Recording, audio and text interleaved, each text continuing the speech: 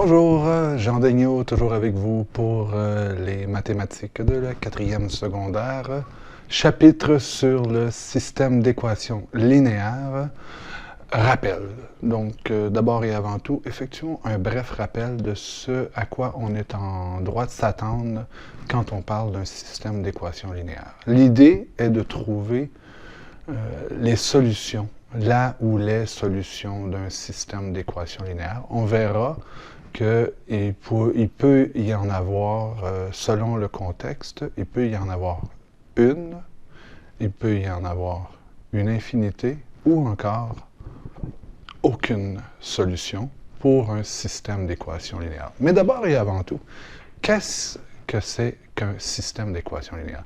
Je vous invite à me rejoindre sur le tableau, puis on va regarder ça de plus près. Alors, voilà, donc on a ici un plan cartésien, on reconnaît bien les axes X et Y. On a ici, juste ici, on a l'origine, donc le point 0, 0, la coordonnée 0, 0. Et là, on a deux droites. Je vous rappelle que deux droites, en fait, une droite, ça ne débute jamais et ça ne termine jamais.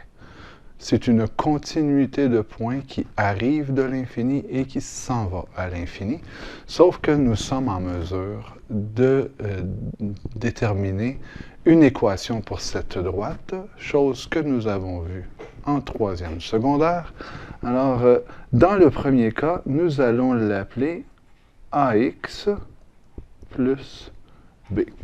Et ici, le A joue le rôle de la pente, et le B, le rôle de l'ordonnée à l'origine. Donc, je suis en mesure de venir mettre un point ici et de déterminer que ce point, c'est 0, B. Et en ce qui concerne la pente, eh bien, le taux de variation que j'ai ici, donc ici, j'ai delta Y, ici, j'ai delta X, et le A, on va s'installer juste ici, donc le A se trouve à être delta Y sur delta X. Également, nous avons une autre droite.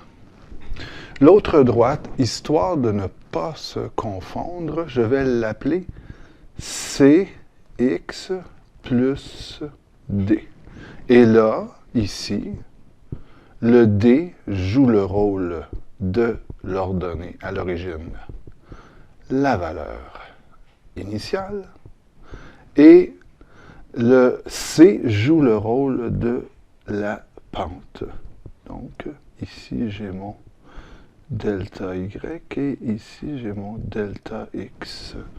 Donc, et dans le cas de la pente de A, on voit qu'elle est positive.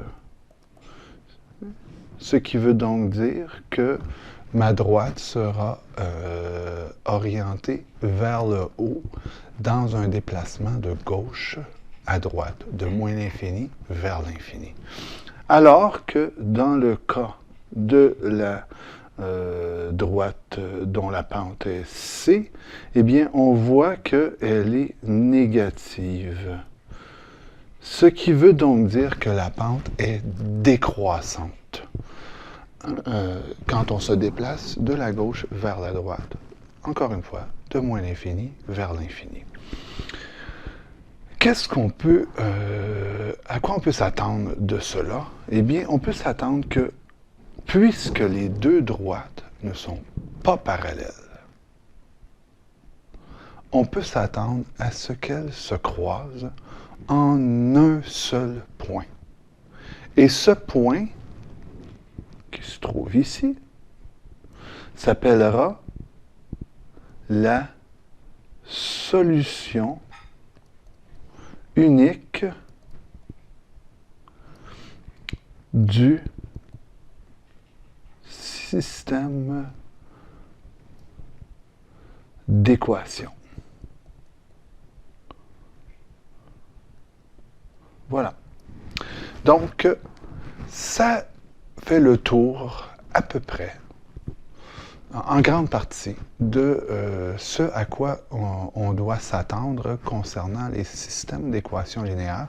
Vous devez avoir compris qu'il y aura des manipulations algébriques et que, ce faisant, le meilleur moyen de ne pas se tromper et d'éviter des erreurs, c'est la pratique.